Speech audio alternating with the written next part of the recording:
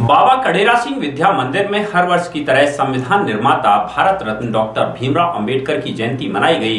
इस बार कोरोना महामारी के चलते इस समारोह को बिल्कुल साधारण तरीके से मनाया गया।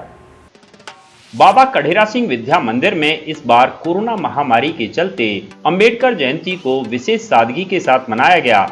विद्यालय के चेयरमैन सुरेश सिंह ने उनके जीवन पर प्रकाश डालते हुए बताया कि इनका जन्म 14 अप्रैल 1891 ईस्वी को मध्य प्रदेश के महू में हुआ था। इनके पिता रामजी मोलाजी सकपाल और मां भीमाबाई मुरबादकर थे। वे बहुमुखी प्रतिभा के धनी थे।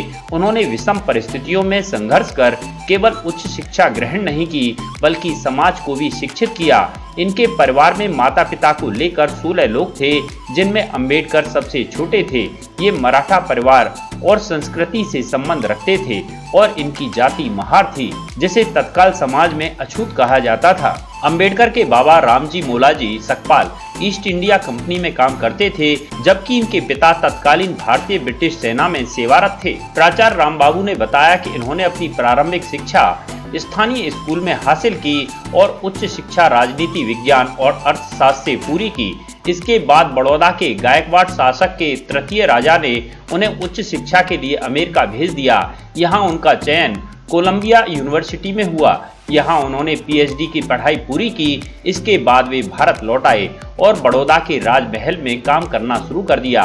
हालांकि उनकी दिली तमन्ना थी कि अर्थशास्त्र में डॉक्टरेट करें, लेकिन उनका ये सपना अधूरा रह गया। इस मौके पर विद्यालय के चेयरमैन सुरेश सिंह, प्रबंधक हरिचंद, प्रशासक सगुन सिंह, व्यवस्थापक पहला सिंह और प्रधानाचार्य रामबाबू, डिग्री कॉलेज के श्री रुक्मेश सिंह, शिक्षा प्रभारी एसवी सिंह, प्रधानाध्यापक सुरेंद्र सिंह, कोऑर्डिनेटर खेल विभाग विपिन सिंह, पवन राघव, डॉक्टर अशोक, सुग्रीव सिंह, राकेश रहीजा, ओम प्रकाश, रघुनाथ सिंह, बीरपाल प्रधान, जीएस शर्मा, हरिओम आदि उपस्थित रहे। आज बाबा कडेरा सिंह विद्यालय में भारत के संविधान निर्माता बाबा साहब अम्बेडकर का जन्मदिन उनके योगदान को याद करते हुए मनाया गया। बाबा साहब का महत्वपूर्ण स्थान इस देश में रहा है।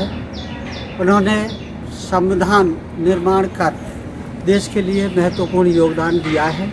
सिर्फ संविधान ही नहीं, उन्होंने देश में दबे कुचले और जो पतित लोग हैं उनके लिए प्रयास किया, उनकी समस्याओं को दूर किया, उनको महत्वपूर्ण स्थान दिलाया और देश में जो छुआछूत है, जाति प्रथा है, ऊंच नीच की जो परंपराएं थी, उनके लिए अथक प्रयास किया। दलितों की वो आवाज़ बने।